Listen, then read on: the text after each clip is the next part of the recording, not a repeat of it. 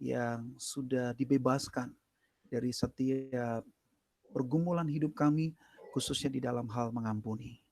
Tolonglah kami Bapa, hanya di dalam nama Tuhan Yesus kami berdoa. Amin. Iya, jadi nanti Kak Leri akan memulai duluan, teman-teman. Ini saya minta izin untuk merekam karena nanti akan disiarkan ulang di YouTube ya. Silahkan Kak Leri, boleh dimulai. Ya, bentar ya. Ini kok presentasi sebentar.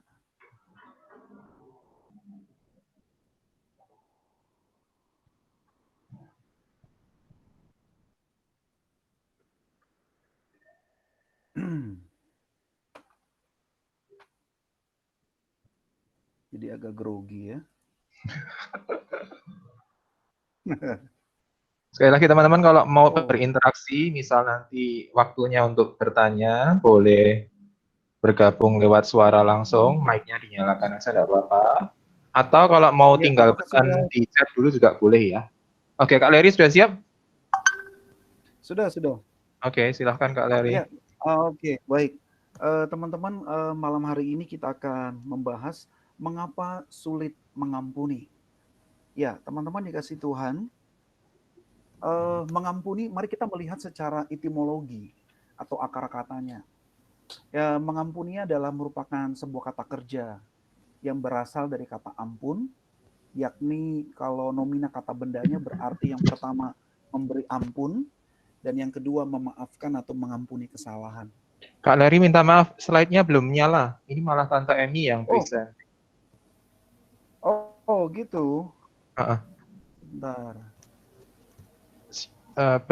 Presentasi dulu, Pak. Bentar. Oke.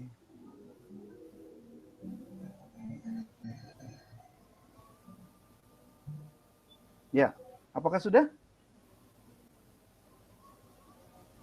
Masih, tempat saya masih belum ya? Oh, sudah ya? Sudah? Belum. Belum ya?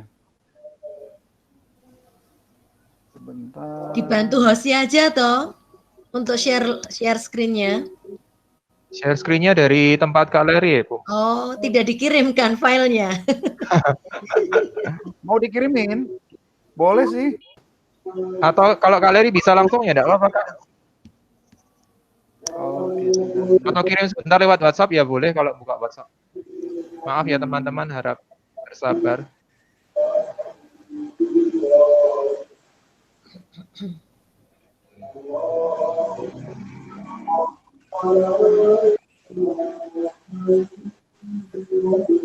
Sebentar ya.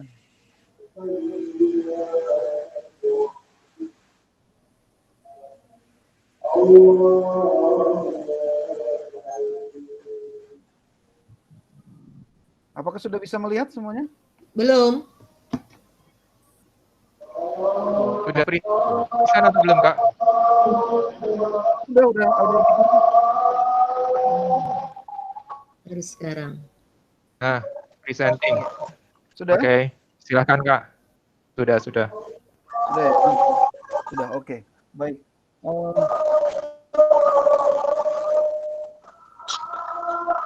Wow, ini suara azannya kenceng banget ya. Ya, teman-teman, selamat malam semuanya. Selamat malam.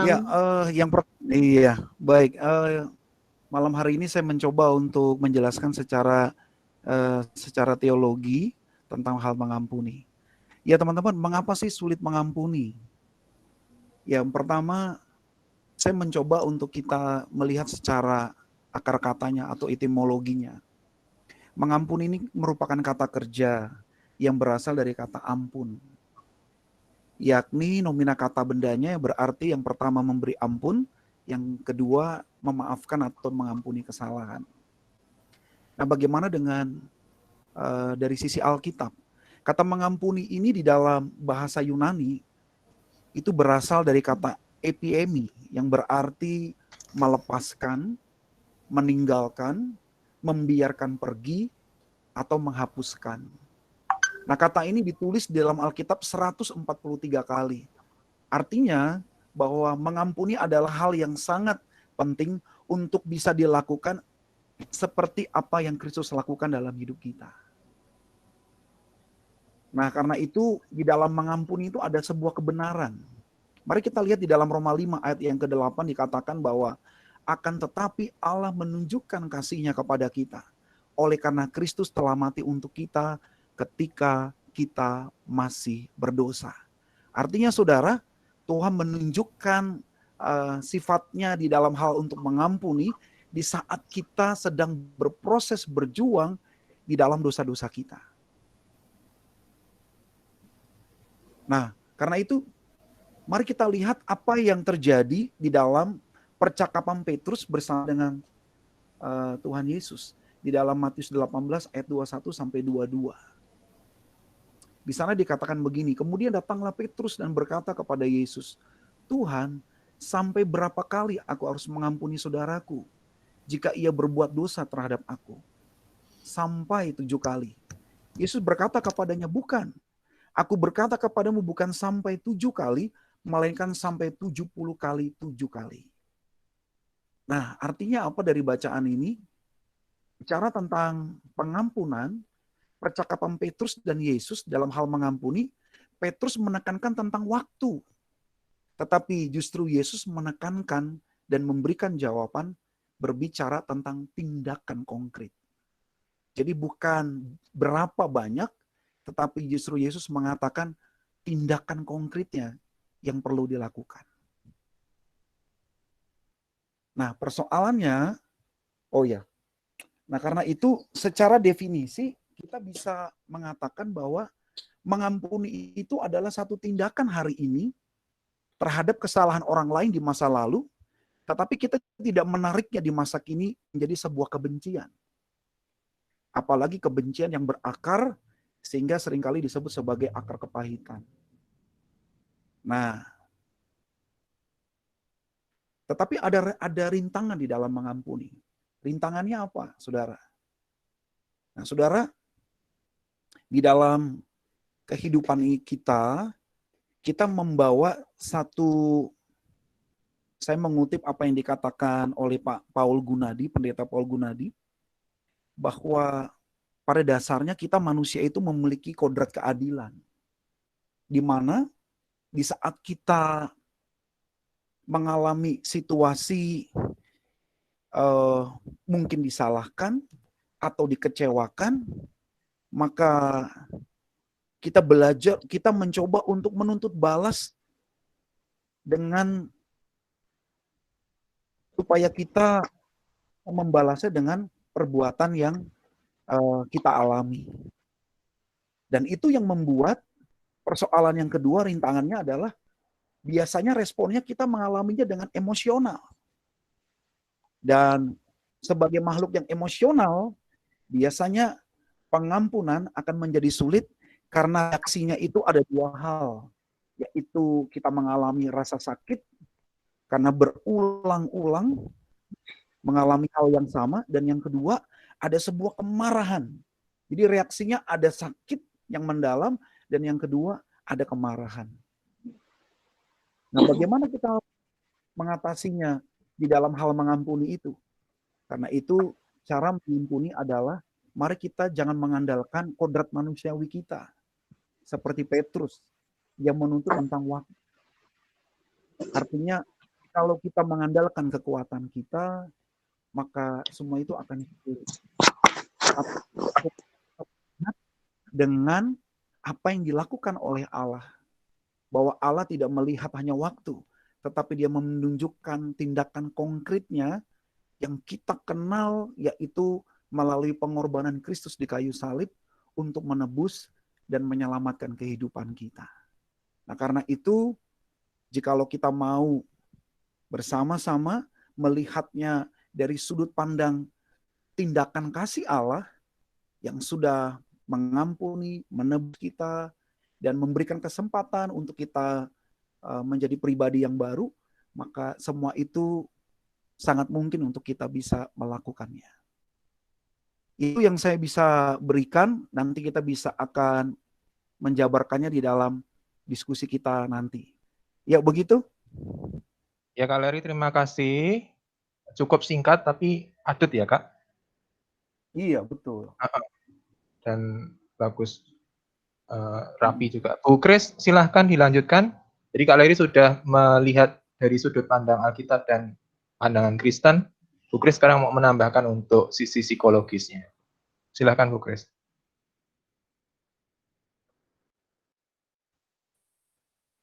Bu Kris, mic-nya masih kena mute, maaf. Pak Leri, stop presenting dulu, biar gantian saya. Iya. Oh, iya. Oh, oke, siap. Hentikan dulu. Ya, selamat malam. Selamat malam Bapak, Ibu, dan saudara-saudara semuanya. Terima kasih. Sebelumnya tadi saya sudah dikenalkan di awal, tetapi mungkin ada sebagian yang baru masuk, jadi mungkin perlu saya kenalan dulu sebentar ya. Nama saya Kris, panjangnya Sri Arianti Kristianingsih. Saya sehari-hari mengajar di Fakultas Psikologi UKSW Salatiga. Dan saya bergereja di GKI Tegalrejo Salatiga. Oke, saya hari ini diminta untuk membahas berbicara tentang bagaimana pengampunan atau pemaafan. Oke.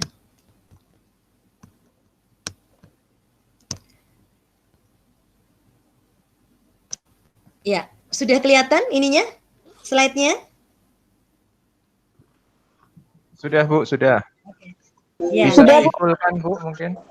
Oh, iya. Sudah saya fullkan dari sini. Oke, enggak masalah deh. Ya, Iya. bicara tentang pengampunan atau mengampuni dengan memaafkan tuh kalau saya melihat di KBBI itu sama ya, artinya bahwa mengampuni, memaafkan, memberikan ampun tadi sudah disampaikan oleh Pak Leri. Nah, mungkin sebelumnya kita perlu melihat dulu kapan sih kita terakhir memberi maaf dan meminta maaf. Nggak tahu apakah mungkin sudah lama atau mungkin baru sebentar, atau karena namanya manusia kan tidak luput dari kesalahan begitu ya. Jadi antara memaafkan dan meminta maaf itu sesuatu hal yang sebetulnya suatu keniscayaan yang ada yang seharusnya terjadi. Cuma persoalannya kenapa sih kita seringkali kesulitan untuk memaafkan? Secara psikologis biasanya Sorry, yang menyela, slide-nya kok enggak jalan. Yang nongol di tempat kami ini yang PowerPoint-nya, bukan show-nya. Oh, oke. Atau saya buat ini aja ya. Ya deh, langsung ini aja ya. Kelihatan ya? Oke. Ya. Oke. Jadi mengapa sih orang sulit memaafkan? Kalau tadi maaf itu apa? Pemaafan apa sudah dibahas sebelumnya. Pemaafan itu memberikan kebebasan seseorang dari hukuman atau karena suatu kesalahan dan sebagainya. Nah, biasanya orang kalau misalnya kena sesuatu hal atau misalnya disakiti ataupun itu rasanya kok kenapa sulit sekali memaafkan begitu ya. Bahkan memang kadang-kadang orang juga sulit meminta maaf, tapi ini kita bicara tentang bagaimana kita sulit untuk memaafkan. Nah, secara umum, secara psikologis ada 3 hal yang membuat orang sulit memaafkan. Yang pertama adalah memang kondisi normal terjadi ketika orang disakiti, itu ada perasaan negatif yang muncul dalam diri kita. Perasaan tidak menyenangkan, perasaan benci, marah, bermusuhan, dan juga akhirnya kemudian berdampak pada sulit memberi maaf. Itu yang pertama. Jadi biasanya orang sulit memaafkan kalau dia memang betul-betul merasa tersakiti gitu ya, atau disakiti begitu. Itu karena perasaan yang alamiah yang terjadi. Yang kedua, biasanya orang sulit memaafkan itu karena seringkali memaafkan itu dianggap sebagai bentuk kelemahan dalam diri orang itu. Kalau saya memberi maaf, saya berarti orang yang lemah, begitu. Nah, hal yang ketiga yang tadi sudah disampaikan oleh Pak Leri, bahwa orang seringkali sulit memaafkan karena ini terkait dengan merasa tidak adil. Saya sudah diperlakukan tidak adil. Jadi orang itu juga harus diperlakukan hal yang sama dong supaya seimbang. Jadi biasanya masalah perasaan ketidakadilan ini yang seringkali orang kemudian menjadi sulit memaafkan. Nah, bicara tentang pemaafan, sebetulnya kalau secara kajian psikologi itu memaafkan bukan hanya sekedar membiarkan apa yang terjadi. Ya wes lah, yang lalu biarlah berlalu, wong wes terjadi. Mari kita bicara berjalan ke depan. Bukan hanya sekedar itu. Atau bicara tentang melupakan. Nanti waktu yang akan membuat kita menjadi pulih. Saya bisa memaafkan karena waktu. Nanti akan saya lupa sendirilah. Jadi sebetulnya memaafkan tidak sama dengan melupakan. Karena memaafkan itu lebih pada perilaku yang menunjukkan standar moral yang tinggi, lebih pada sebetulnya sebuah keputusan yang dilakukan oleh seseorang untuk melakukan suatu tindakan memaafkan. Jadi tadi, makanya kalau dikatakan apakah memaafkan itu sama dengan melupakan, itu tidak. Memaafkan itu sama sebetulnya adalah kita tidak bertujuan untuk melupakan, ibarat terluka. Misalnya jari saya itu kena pisau, memaafkan itu saya masih ketika melihat jari saya bekas lukanya itu saya masih ingat peristiwanya, tetapi saya sudah tadi tidak merasakan lukanya itu tadi, gitu ya. Jadi bukan saya lupa pada peristiwanya itu. Nah, biasanya krisis orang tidak bisa memaafkan itu karena kalau tadi perasaan ketidakadilan yang sangat pribadi, tersakiti yang sangat dalam, dan biasanya terkait dengan hal-hal yang berhubungan dengan pengkhianatan, ketidaksetiaan, kebrutalan, itu yang membuat orang menjadi sulit dan mengalami krisis untuk memaafkan. Bagaimana pemaafan itu terjadi? Pemaafan itu sebetulnya sebuah proses empati. Artinya empati itu adalah saya bisa merasakan apa yang dipikirkan dan dirasakan orang lain pada posisi itu. Misalnya, ketika saya mau memaafkan Grace yang menyakiti saya bisa ini misalnya saya punya kesadaran, saya punya pemahaman apa yang dipikirkan dan dirasakan Grace pada saat peristiwa itu ketika berrelasi dengan saya, ketika dia berperilaku atau bertindak menyakiti saya.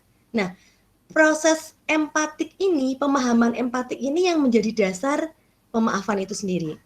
Kebalikannya dengan kalau orang tidak memaafkan itu ya tadi akan cenderung dia akan menghindari itu, gitu, tidak. Kemudian bahkan cenderung malah justru membalas dendam karena tadi supaya diperlakukan adil atau supaya merasa adil tadi. Nah, secara umum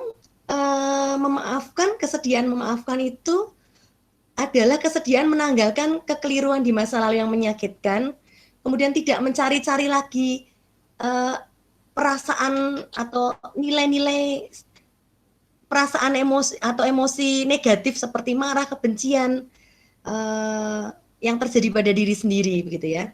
Dan juga kita bisa memiliki sikap untuk mengatasi keinginan atau hal-hal negatif untuk menghakimi orang lain yang dianggap bersalah pada kita. Nah, dalam ilmu psikologi pemaafan itu ada 2 dimensi. Yang pertama adalah dimensi intrapsikis. Intrapsikis itu adalah apa yang terjadi di dalam psikis seseorang, yaitu dalam hal ini adalah dimensi pikiran atau kognisi, dan yang kedua dalam dimensi emosi. Jadi memaafkan itu yang pertama kali adalah dimensi. Jadi ada kesadaran saya mau memaafkan, itu berarti kesadaran terkait dengan pikiran ya. Dan ada emosi, saya berusaha untuk mengelola emosi. Nah, itu dimensi intrapsikis. Dimensi yang kedua adalah dimensi interpersonal antara saya dengan orang yang menyakiti saya. Itu dimensi sosial dari pemaafan itu sendiri. Nah, sebelum masuk bagaimana prosesnya atau fasenya, ada beberapa hal yang berpengaruh pada pemaafan. Mengapa kita sulit atau tidak sulit? Yang pertama adalah empati. Tadi saya mengatakan, makin kita bisa berempati dengan orang yang melakukan tindakan kesalahan atau menyakiti saya, makin saya bisa memahami apa yang dipikirkan dan dirasakan orang itu pada situasi itu ketika dia melakukan hal itu pada saya, itu saya makin bisa punya kemauan atau kemampuan untuk memaafkan menjadi lebih baik. Makin empati kita lebih tinggi deh. Yang kedua adalah atribusi terhadap pelaku kesalahan. Artinya apa atribusi? Atribusi itu artinya gini, kita berusaha mencari tahu sebab-sebab mengapa orang itu bertindak seperti itu pada saya. Jadi atribusi itu kita berusaha mencari tahu penyebab perilaku seseorang ataupun diri kita sendiri. Tapi terkait dengan pemaafan berarti kita mencoba mencari tahu sebab-sebab mengapa orang tersebut melakukan tindakan yang menyakiti saya. Nah, kalau saya mencoba memahaminya, oh dia menyakiti saya itu karena ketidaksengajaan atau karena faktor situasional, itu akan lebih mudah untuk mengampuni atau memaafkannya. Dibandingkan kalau saya ketika memahami, kayaknya orang itu waktu itu memang sengaja menyakiti saya. Memang orangnya begitu, modelnya memang begitu. Nah, itu kan berarti kan karena ada faktor internal dalam diri orang itu. Ada unsur kesengajaan. Nah, ketika kita memberikan atribusi internal, penyebab dia melakukan atau tindakan menyakiti itu karena faktor internal, bukan karena faktor situasi atau lingkungan dia, itu akan membuat kita lebih sulit untuk memaafkan. Kemudian yang ketiga adalah tingkat kelukaan, tingkat kedalaman luka. Makin dalam luka yang terjadi, yang ditimbulkan, ya makin sulitlah kita memaafkan. Tapi makin ya, lukanya ya sama halnya luka fisik juga begitu ya. Dan yang keempat adalah karakteristik kepribadian. Memang ada orang-orang tertentu yang memiliki tipe kepribadian easy going, tidak memasukkan semuanya hal ke dalam hati gitu ya. Tidak terlalu dipikirkan banget-banget. Nah, karakteristik seperti itu membuat orang lebih mudah untuk memaafkan karena tidak terlalu dimasukkan ke dalam hati. Nah, yang kelima adalah kualitas hubungan. Biasanya kalau kualitas hubungan kita makin dalam, makin baik dengan orang itu, mungkin akan berbeda dengan kalau kita tidak kualitasnya tidak bagus. Tapi juga kualitas hubungannya juga terkait dengan harapan. Misalnya kualitas hubungannya baik, tapi berarti harapan kita terhadap orang itu juga tinggi. Tapi sampai orang itu kok menyakiti saya, itu berarti tingkat kedalaman luka juga bisa menjadi lebih dalam. Nah, 5 hal tadi yang bisa berpengaruh pada sejauh mana kita mudah tidaknya untuk memaafkan orang lain. Nah, bagaimana dengan proses pemaafan itu sendiri? Proses pemaafan itu kalau dalam ilmu psikologi itu ada fase-fasenya. Fase yang pertama adalah uncovering phase, itu di mana kita memang ketika mengalami situasi itu kita merasa sakit hati, merasa ada perasaan negatif gitu ya, ketidaknyamanan, dendam, jengkel gitu ya, marah, benci dan sebagainya. Itu fase pertama ketika kita mengalami situasi di mana kita dilukai oleh orang lain. Nah, fase yang kedua adalah fase kemudian kita memikirkan kemungkinan untuk memaafkan. Termasuk tadi kita mencari atau mencari berbagai penyebab mengapa sih dia melakukan itu ya.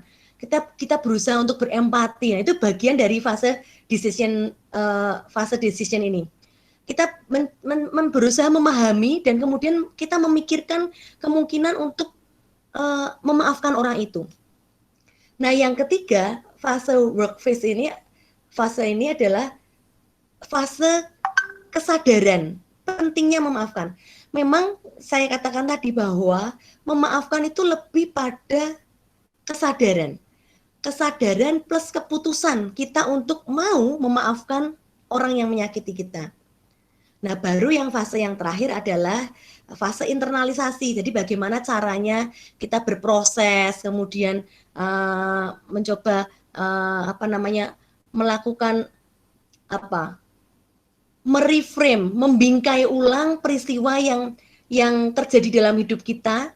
Kemudian kita memaknai apa sih sisi positifnya apa ketika saya mengalami itu. Nah, itu bagian dari mencoba untuk menginternalisasi dan proses pemaafan itu sendiri. Nah, saudara-saudara, masing-masing fase itu tiap orang berbeda-beda. Ada yang fase di pertama itu sangat lama. Saya punya teman, dia jengkel sekali dengan dosennya, dapat nilai B dari dosen, karena dia merasa tidak rela, teman-temannya nilainya bagus. Itu dia sampai bertahun-tahun dia saking jengkel dan bencinya sama dosen itu. Itu ada yang begitu, tapi ada yang cuma mungkin seminggu orang sudah bisa berproses dengan rasa sakit dan bencinya tadi. Jadi masing-masing orang fasenya bisa berbeda-beda waktunya. Tapi prosesnya itu. Yang penting adalah tadi bagaimana kita kemudian masuk, tidak hanya ketika orang mau memaafkan berarti bukan hanya bertahan pada uncovering fase yang pertama tadi, tapi ada fase keputusan bahwa saya akan memaafkan orang itu. Nah, memang memaafkan itu tidak mudah Bapak Ibu dan Saudara. Itu jalan sulit. Meskipun sulit, tetapi itu memang harus dilalui. Kenapa begitu? Karena dengan memaafkan itu kita mendapatkan dampak positif. Ada banyak dampak nanti dari memaafkan, atau dampak positif atau negatifnya. Ada banyak hal yang bisa kita, kebaikan yang dapat kita alami ketika kita memaafkan. Dan memaafkan itu justru tadi saya katakan, memaafkan itu adalah ketika seseorang bisa memaafkan itu justru menunjukkan karakter orang itu seperti apa, ketangguhan dan kekuatan orang itu seperti apa. Itu proses yang apa ya, sifatnya tadi yang keunggulan dari orang itu kalau kita bisa memaafkan. Nah, saya katakan tadi bahwa memaafkan itu adalah hal yang baik untuk kehidupan seseorang karena kesehatan. Karena dampak memaafkan itu cenderung dampak kalau kita tidak memaafkan itu akan banyaknya hal yang negatif. Misalnya kita menjadi tidak sehat mental, kita mengalami kecemasan, kebencian, iri hati, perasaan sakit, itu kemudian berdampak pada fisik kita menjadi gampang stres, kemudian kita juga gampang mudah kena penyakit, luka batin, rasa bersalah, relasi dengan sosial juga tidak bagus, dan sebagainya. Nah, sementara dampak dari pemaafan itu sendiri adalah sehat secara holistik, sehat mental. Tidak hanya sehat mental, tapi juga sehat fisik juga. Orang yang memaafkan dia punya harapan yang baru. Dia memiliki harga diri dan kekuatan diri yang baik. Dia juga punya kepercayaan diri yang baik dan percaya pada sesamanya. Nah, secara yang lain adalah secara fisik biasanya juga akan berdampak baik. Dan itu akan juga berdampak pada keutuhan relasi antara dia dengan orang lain, termasuk di dalam keluarga maupun di dalam kehidupan entah itu di masyarakat ataupun di dalam pelayanannya. Dan yang jelas memang memaafkan dan meminta maaf, memberi dan mendapatkan itu tadi menurut saya dalam relasi sosial dengan orang lain, karena kita sebagai manusia biasa yang memiliki kelebihan dan kelemahan, ketika kita berrelasi dengan orang lain kita pasti juga akan terjadi benturan atau konflik dalam relasi itu, maka minta maaf dan memaafkan itu adalah suatu keniscayaan yang harus dilakukan. Kalau kita memang mau hidup atau mau memiliki kesehatan yang holistik, sehat secara fisik, psikologis maupun juga spiritualitas juga. Dan yang terakhir saya katakan bahwa meminta maaf dan memaafkan itu adalah kesadaran dan keputusan. Adapun lama kemudian itu adalah prosesnya. Yang penting kita juga harus setia dengan proses itu dan sampai akhirnya kemudian kita bisa memandang luka atau mengingat-ingat peristiwanya itu sambil kita sudah tidak ada perasaan sakit lagi di dalam diri kita. Begitu sementara, terima kasih. Terima kasih Bu Grace, terima kasih. Slide-nya bisa dimatikan dulu. Oke, terima kasih ya. Saya senang hari ini karena banyak yang bergabung. Teman-teman silahkan kalau ada yang mau bertanya, disiapkan dulu. Mungkin Kak, antisipasinya sih sepertinya bakal banyak yang tanya ini. Jadi di chat mungkin bisa antri ambil nomor urut dulu ya kalau mau tanya.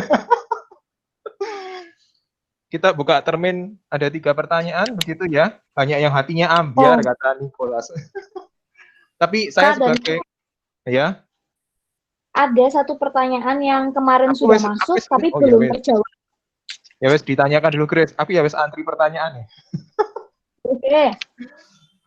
Berkaitan dengan slide terakhir dari Bu Grace mengenai ampunilah kami sama seperti kami mengampuni orang yang bersalah kepada kami. Nah, rupanya ada salah satu dari teman kita yang punya pergumulan begini, jika kita mengampuni, kita tidak bisa mengampuni, apakah itu berarti Tuhan tidak bisa mengampuni kita? Karena dalam doa Bapa kami setiap minggu dinyanyikan, ampunilah kami sama seperti kami mengampuni kesalahan orang lain terhadap kami. Nah, gimana kalau saya belum bisa mengampuni? Apakah itu berarti Tuhan juga belum bisa mengampuni dosa saya? Nah, semonggo antara Kaleri atau Bu Kris yang mau menjawab. Ya, ini Oh, itu Pak Leri dulu, itu kaitan dengan teologia ya. oke. Iya, baik. Ini langsung aja atau gimana? Langsung aja Kak, Langsung ya. sambil Iya, menunggu pertanyaan lain. Baik. Kalau ada pertanyaan tadi itu satu, pengampunan itu kan adalah sebuah keniscayaan. Dari sisi firman Tuhan, itu adalah sebuah ajakan untuk kita melakukannya dalam hidup kita. Nah, kalau misalnya kita tidak bisa mengampuni, apakah Tuhan tidak mengampuni saya? Nah, kalau menurut saya ini kaitannya bicara tentang anugerah Tuhan. Ketika Allah memberikan pengampunan atas hidup kita, dan sebagai orang percaya kita sudah menerimanya, tetapi ketika kita disakiti, lalu kita tidak bisa mengampuni orang, walaupun secara psikologi tadi sudah dijelaskan, kita membutuhkan sebuah fase, ada tahapan. Tetapi ingat bahwa perlu sebuah konsisten untuk mau mengampuni. Walaupun ada proses, tapi tindakannya terus dilakukan. Nah, persoalannya ketika kita tidak mau mengampuni, berarti sebenarnya kita meragukan atau bisa saja kita menolak akan anugerah pengampunan dari Tuhan. Nah, dampaknya apa? Ya tentu dampaknya banyak sekali di dalam kehidupan kita. Gitu.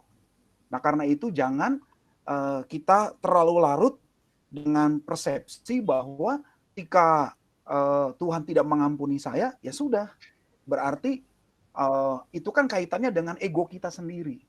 Padahal pengampunan itu selalu dianugerahkan kepada kita. Nah, sayangnya ketika kita menolaknya karena ego, karena mungkin sakit yang terlalu dalam, nah, yaitu butuh campur tangan Tuhan. Kita memohon kekuatan dari Tuhan untuk bisa konsisten melakukan pengampunan itu sampai kita bisa sembuh gitu.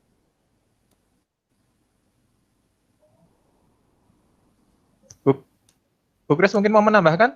Ya, kesadaran bahwa kita sudah terlebih dahulu mendapatkan pengampunan. Tadi kan penyambung Pak Leri yang mengatakan bahwa kita mendapatkan anugerah pengampunan dari Allah begitu ya. Kesadaran bahwa kita sudah mendapatkan anugerah pengampunan dari Tuhan, dan juga ketika kita membaca ayat-ayat yang ada di Alkitab, kita juga diminta untuk misalnya mengampuni gitu ya, atau memaafkan. Itu adalah itu masuk di dalam kehidupan kita seseorang. Jadi kesadaran itu yang perlu dibangun dulu. Nah, ketika kita memiliki kesadaran itu, kemudian kita perlu mengembangkan tadi bahwa pengampunan tadi adalah sebuah keputusan bahwa saya mau mengampuni atau tidak, itu adalah keputusannya. Artinya ketika saya tadi misalnya ketika saya tidak mengampuni, apakah tadi pertanyaannya gimana? Apakah Tuhan juga tidak mengampuni saya gitu ya? Nah, kalau itu menurut saya tidak bisa begitu, karena itu kayak dibalik begitu ya. Jadi kalau saya memahaminya lebih ke, kalau itu kan masalah Tuhan mengampuni kita atau berikutnya lagi, itu kan di luar kuasa, bukan kita gitu. Tapi yang penting adalah bahwa kita memiliki kesadaran atau kesadaran bahwa Tuhan sudah memberikan anugerah pengampunan terlebih dahulu kepada kita, sehingga kita memang sebagai ungkapan syukur kita, maka kita perlu untuk mengampuni orang lain. Nah, masalah proses itu yang perlu terus dibangun untuk diperjuangkan. Tapi tetap kita perlu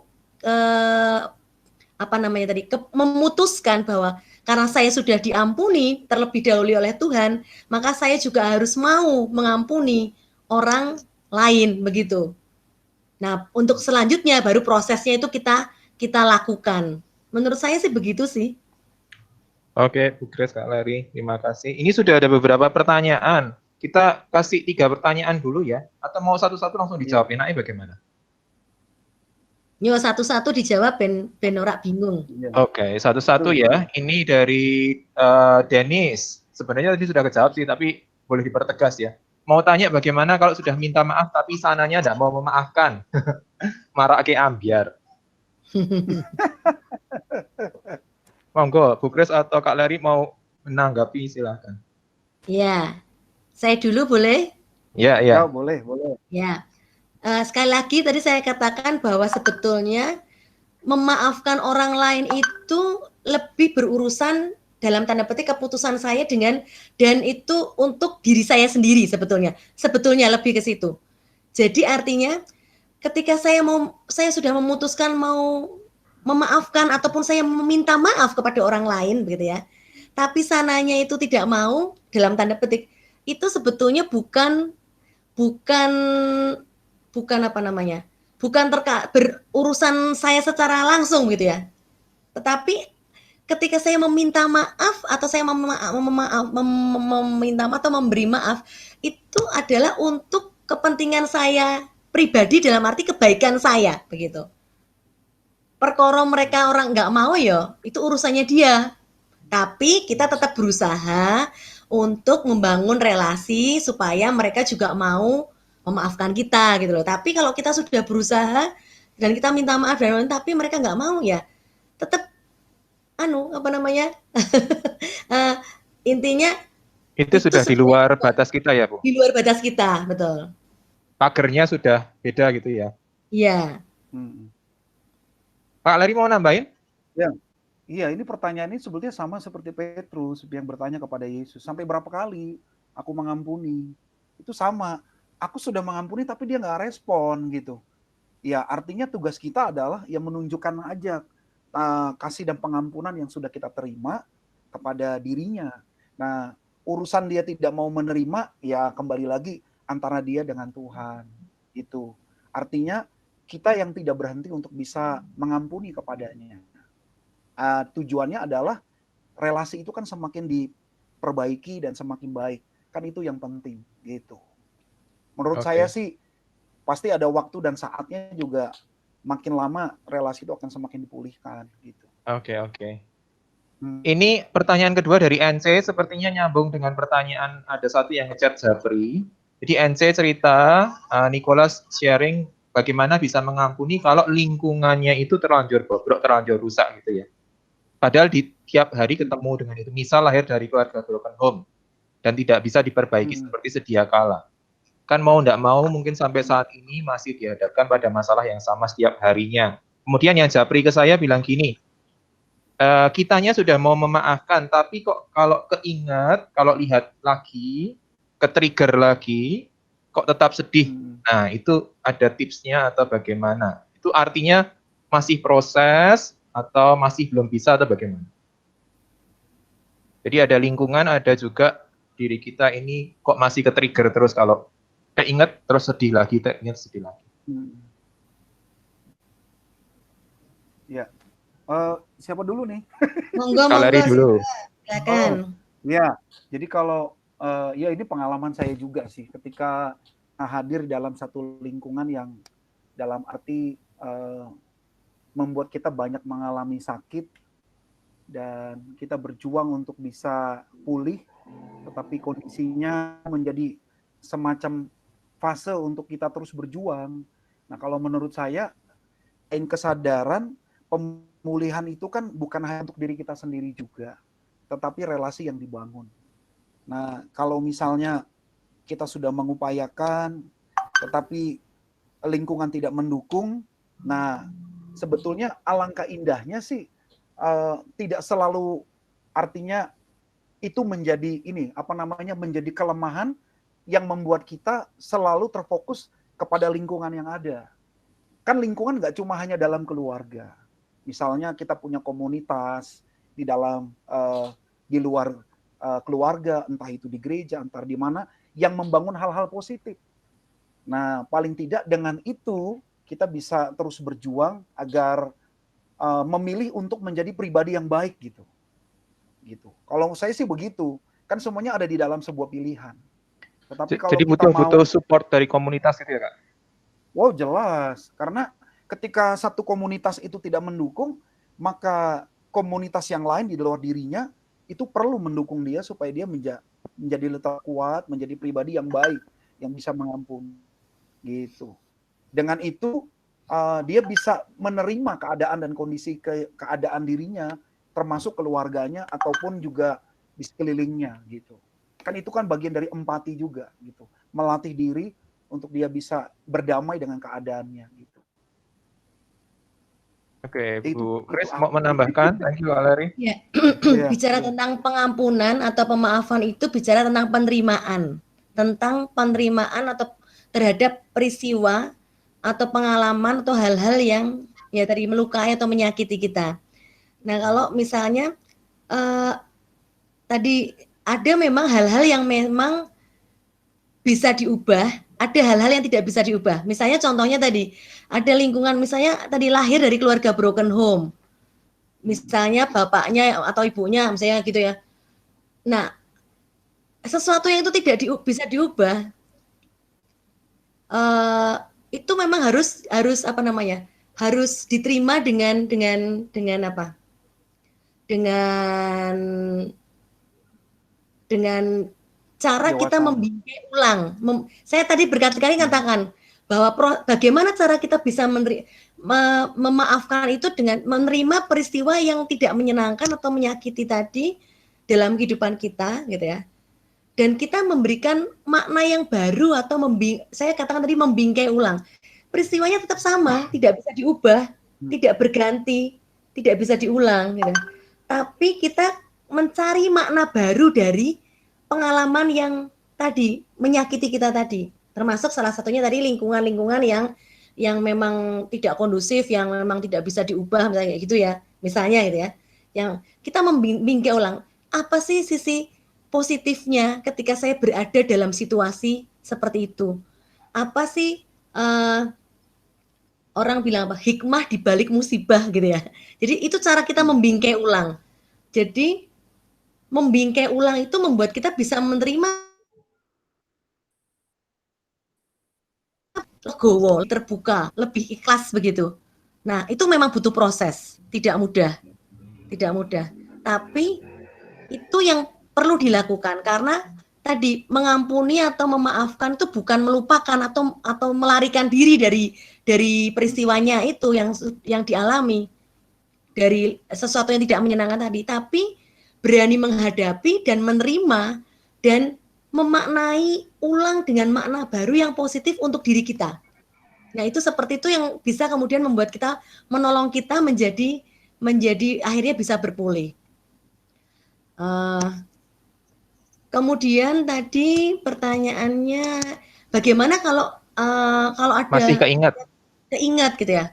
Nah, manusia kan memang makhluk memori ya, artinya kita cenderung akan, apalagi kalau itu peristiwanya itu betul-betul menonjol, sesuatu yang menyenangkan sekali atau sesuatu yang menyakitkan sekali, itu kan pasti akan terekam dalam memori sangat dalam, akan menjadi ingatannya makanya itu sekali lagi kita tidak bisa melupakan, tidak.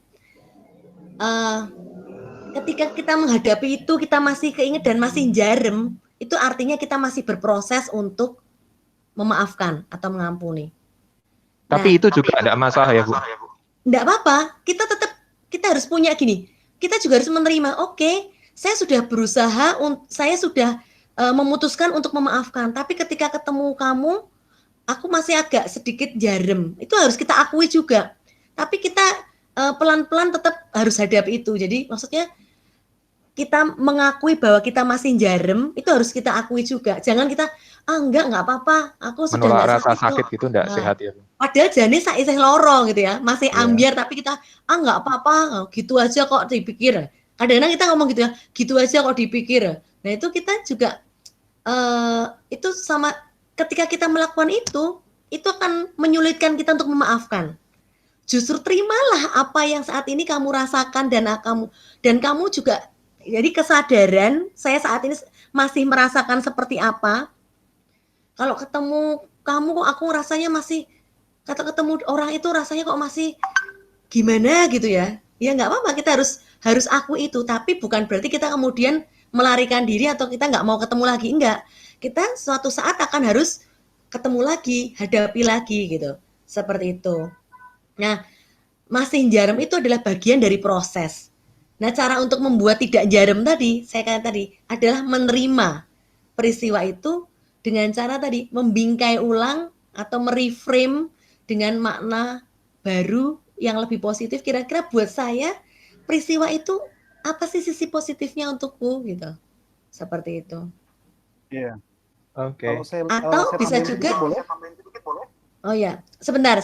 Atau bisa juga Oh, kita iya. juga tadi pemaafannya juga terkait empati dan empati kita. Kita berusaha ketika berada dalam ketika mengingat kembali peristiwa itu kita berusaha memahami kalau aku jadi posisi orang itu kira-kira apa yang aku pikirkan dan rasakan ketika aku melakukan itu ya. Nah, itu pemahaman empatik itu berusaha menolong kita kemudian memahami apa yang dipikirkan dan dirasakan orang itu pada peristiwa itu. Itu menolong untuk proses pemulihan.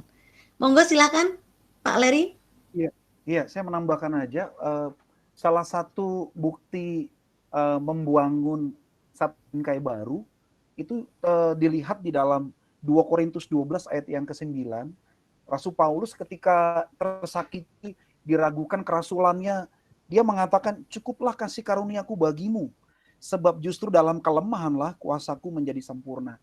Nah, ini Rasul Paulus belajar untuk bisa menerima, ambil hikmah yang positif dari situasi yang ada di dalam dirinya, yang dialaminya. Sehingga dia merasakan bahwa ada kekuatan Tuhan yang menguatkannya lewat setiap rasa sakit yang harus dijalani. Gitu. Oke.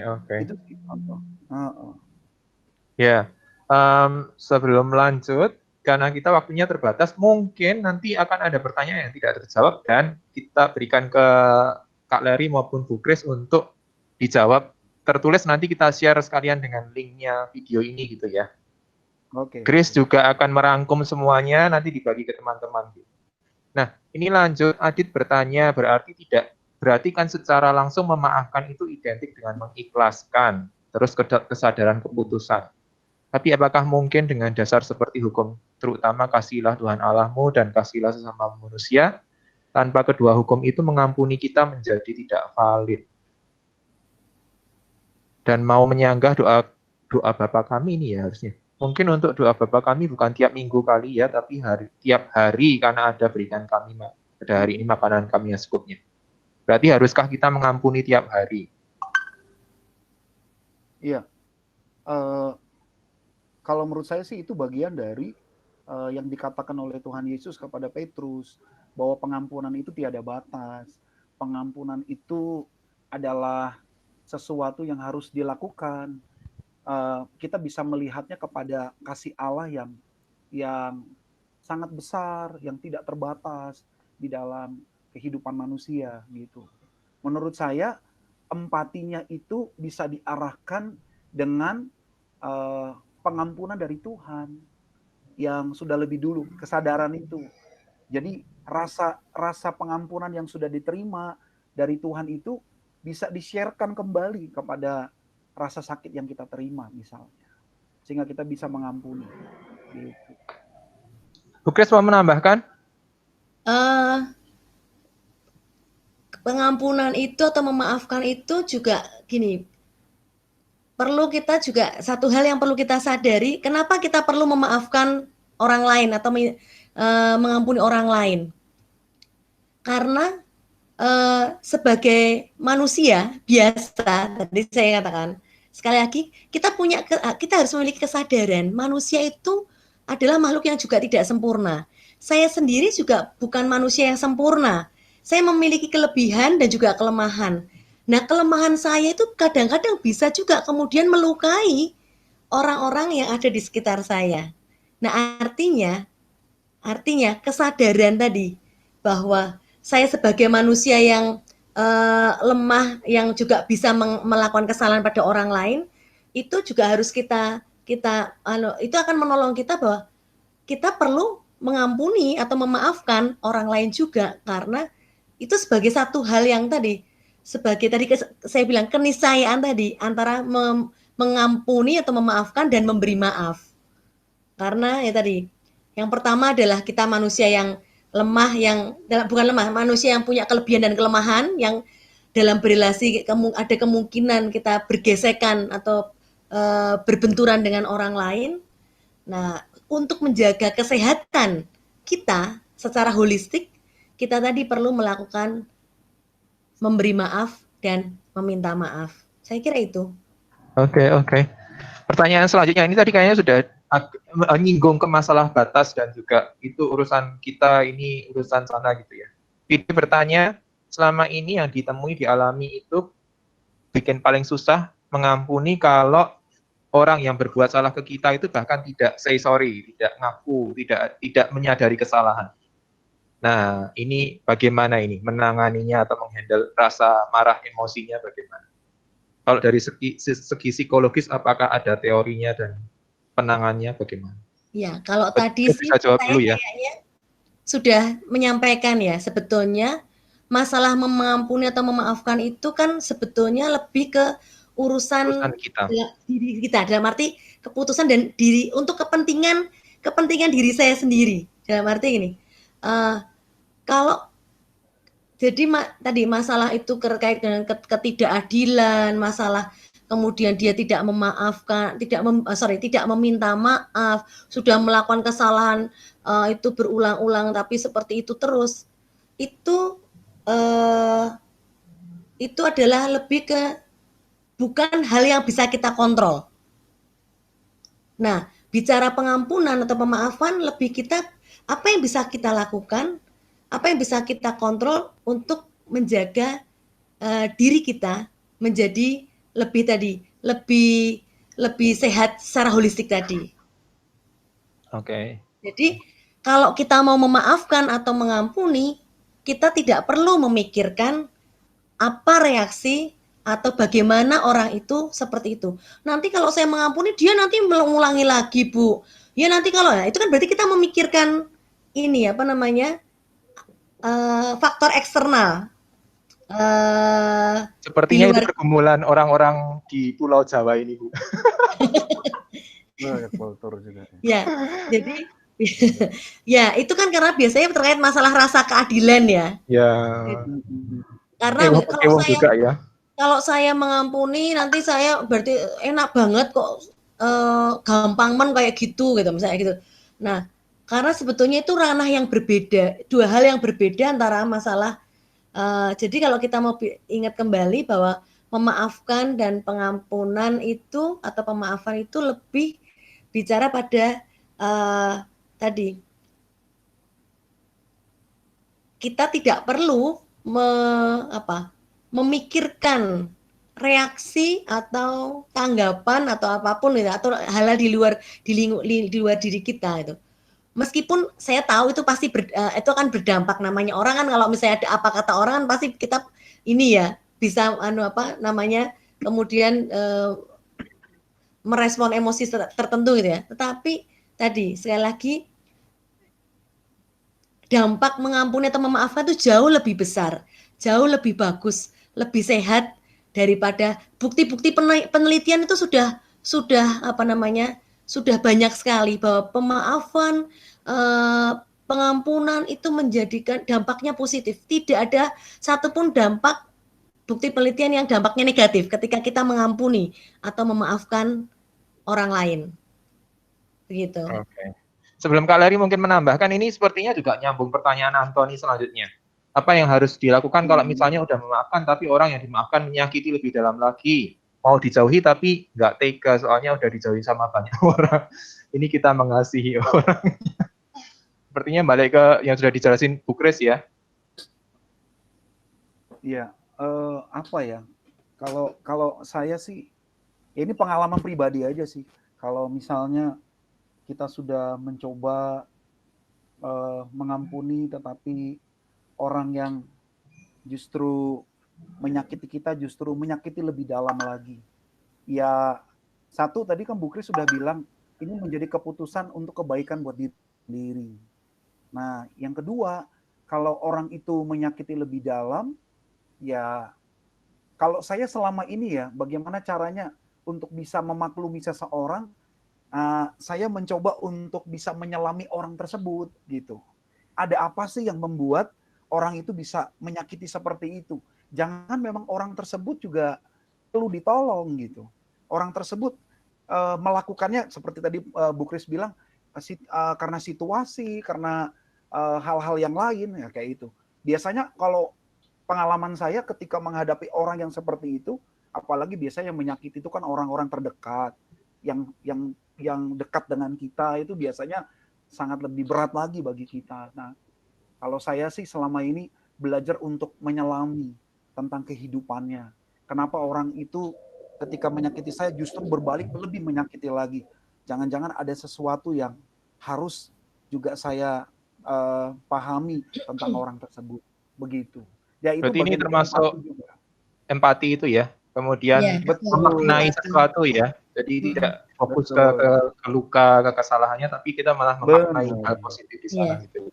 Tambahan Benar. lagi sedikit dan Ya, kalau dalam prosesnya misalnya gitu, ketika kita dalam proses memaafkan itu, kita juga misalnya kita menjaga jarak dalam tanda petik ya, dengan orang itu menjaga relasi dulu, enggak apa-apa kalau itu memang diperlukan dalam prosesnya, tapi tidak dalam rangka untuk tadi menghindari atau maksudnya tidak tapi masih menjaga jarak untuk ini apa?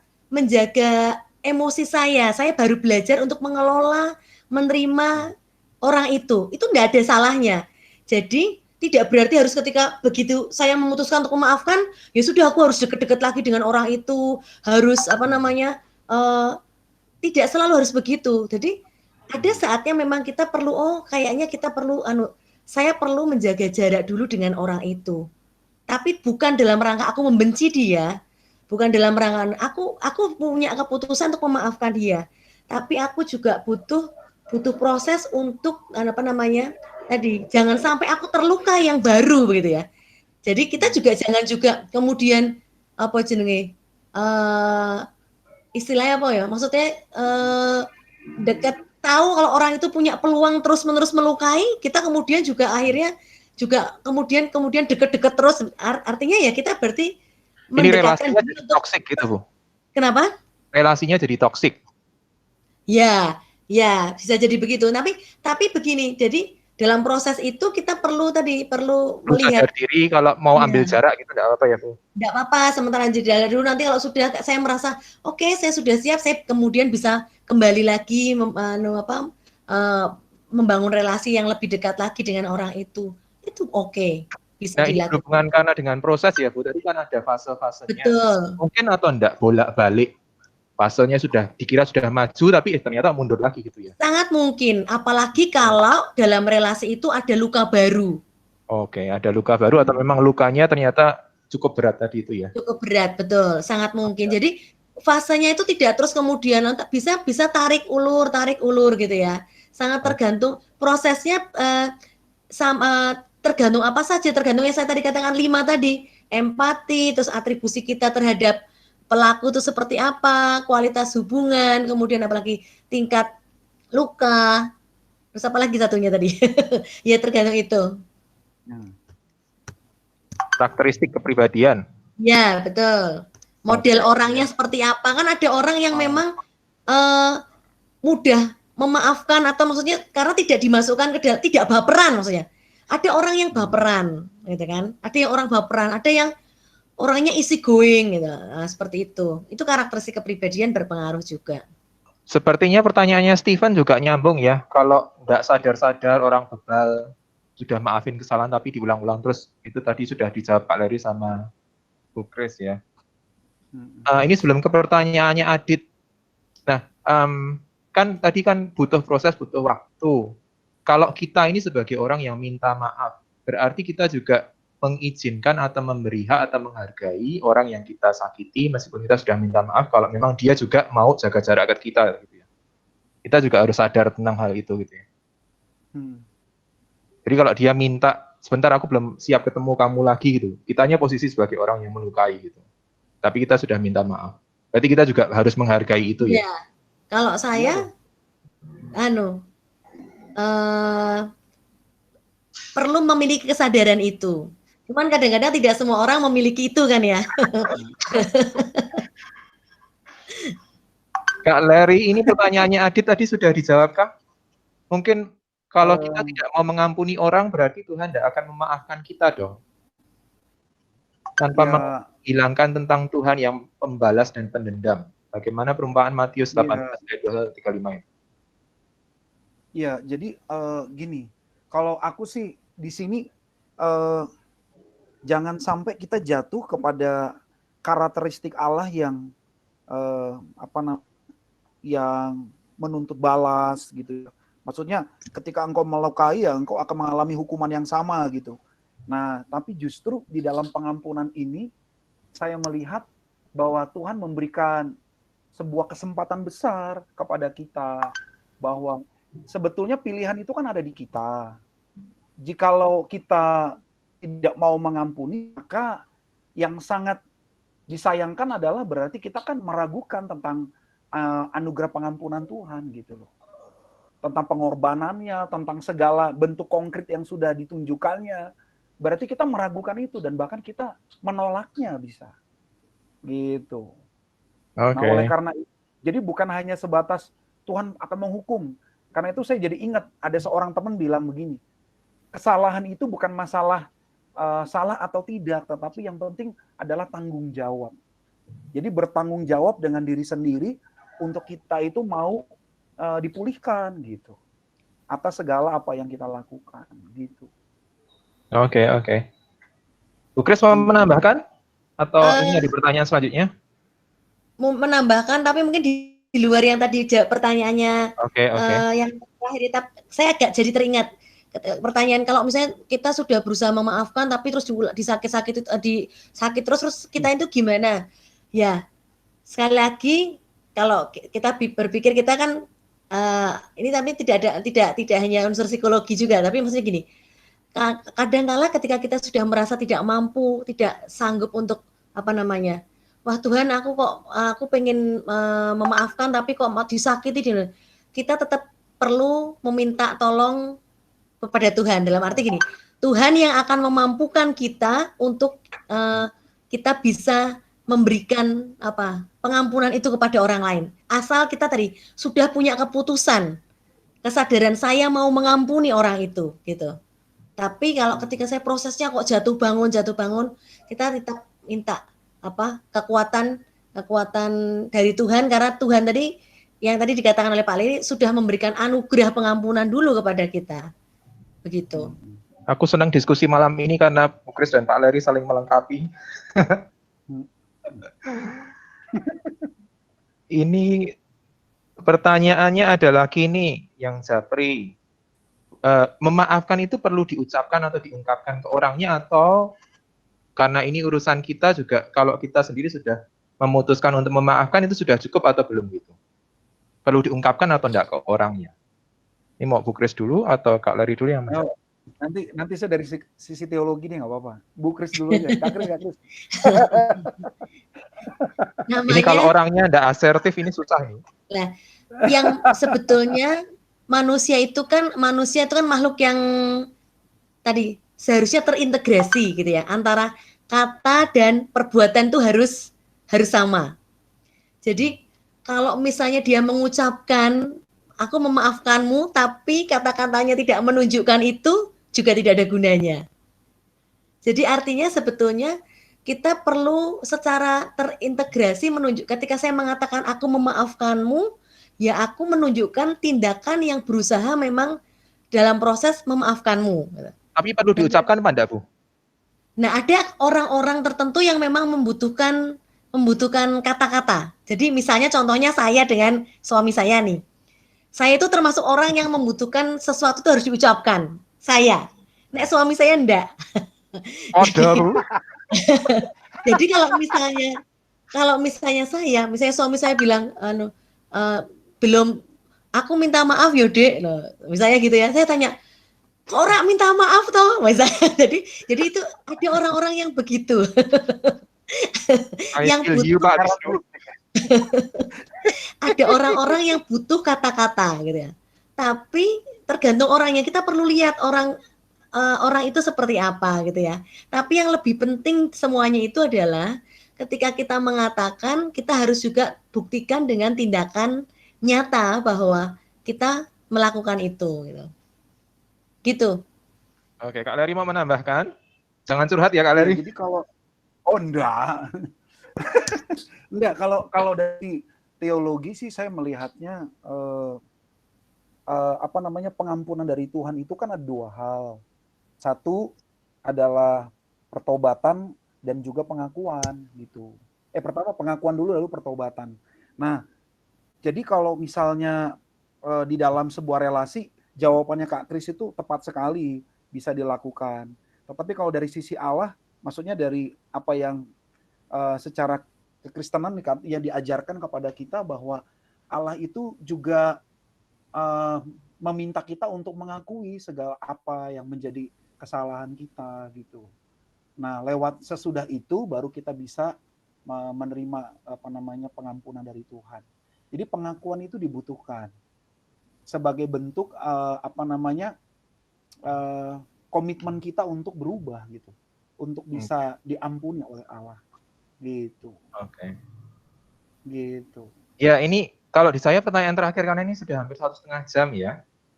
Sepertinya Wow, nanti nggak jadi terasa ya. lama.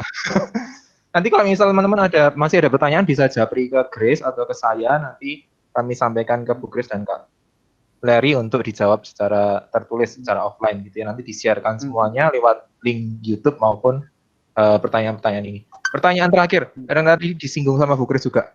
Kalau kita sebagai partner, kita menemani orang yang sedang berproses mengampuni gitu ya. Tadi kan Bu Grace juga singgung, jangan meremehkan perasaannya dan kesulitannya. Jangan meremehkan prosesnya gitu. Hal-hal lain apa Bu atau Kak Leri? Kita sebagai partner, tahu pasangan kita, tahu teman kita, tahu rekan kerja kita sedang bergumul dengan pengampunan, kita memposisikan diri seperti apa dan ada tips-tipsnya atau langkah-langkahnya bagaimana? Kalau saya sih yang pertama tetap bersikap positif kepada orang tersebut. Tindakan bentuk hal positif itu ya saya mendoakan. Terus membawanya di dalam doa agar karya Allah itu bisa dirasakan dalam kehidupannya secara pribadi, agar pada saatnya dia bisa melakukannya gitu. Seperti itu. Jadi kita menghargai apa namanya, tahapan yang sedang dia jalani.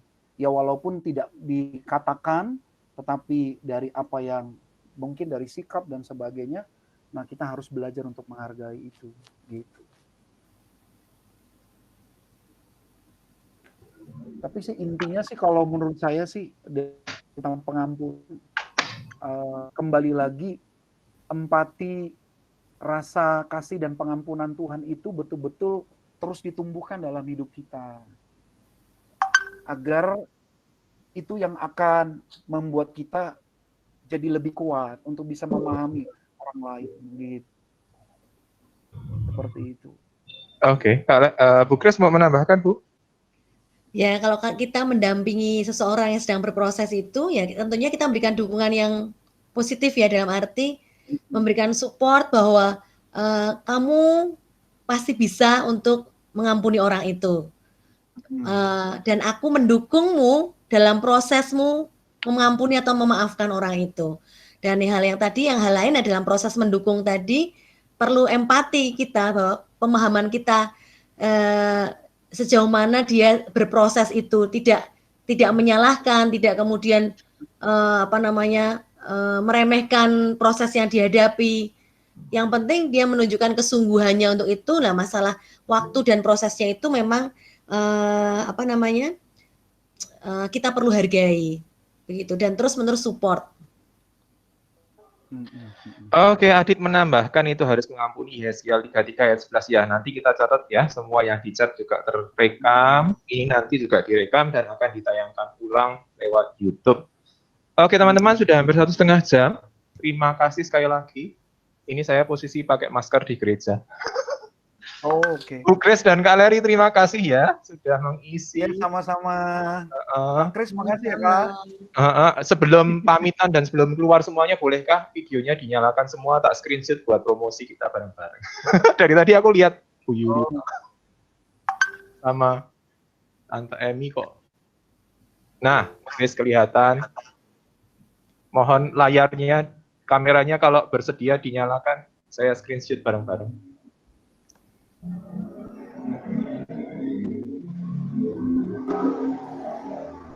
Marilah teman-teman, sebentar. Oke, mulai bermunculan wajah-wajahnya.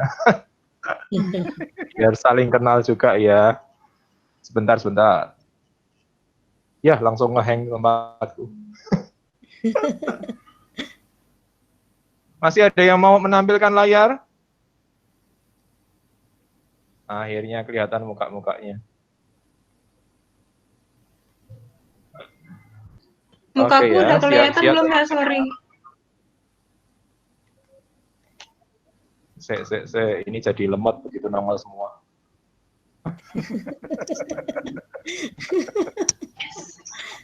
Oke ya, siap, senyum semuanya. 1, 2, 3. Ya, terima kasih teman-teman. Kalau mau pamitan, nanti bertemu lagi di ngopi seri selanjutnya. Grace, setelah ini apa ya topiknya ya?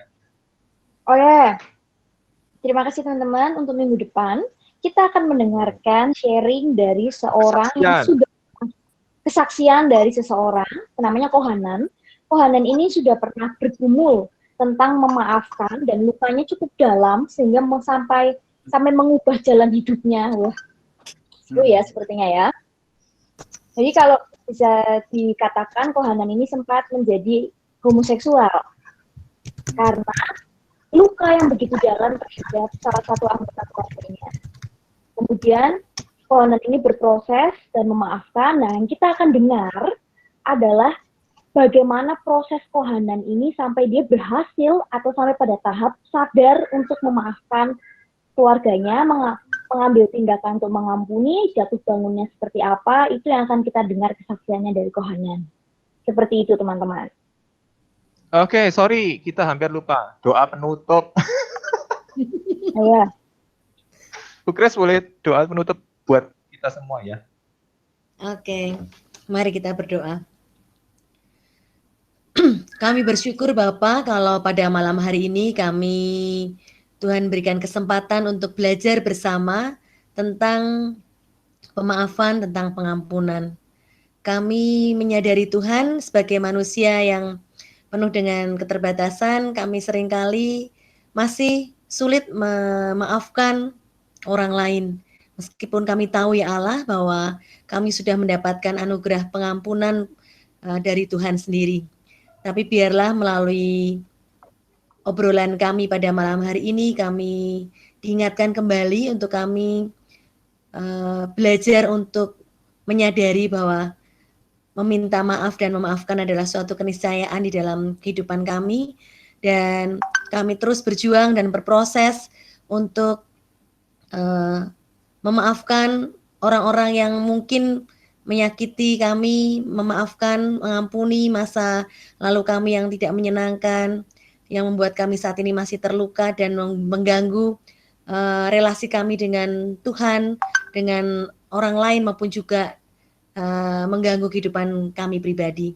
Terima kasih Tuhan, kami percaya hanya karena kekuatan dari Tuhan saja kami dapat dimampukan untuk menjalani semua proses itu.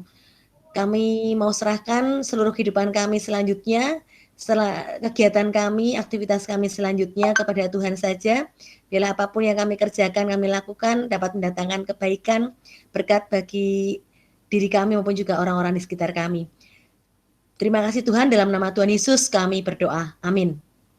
Amin. Terima kasih semuanya sekali lagi Kak Terima Leri. kasih semuanya. Kak Terima Kris. kasih Bu Teman-teman. Kris, Kak Leri. Ya, Terima kasih. terima kasih. Terima kasih. Bye-bye. Bye.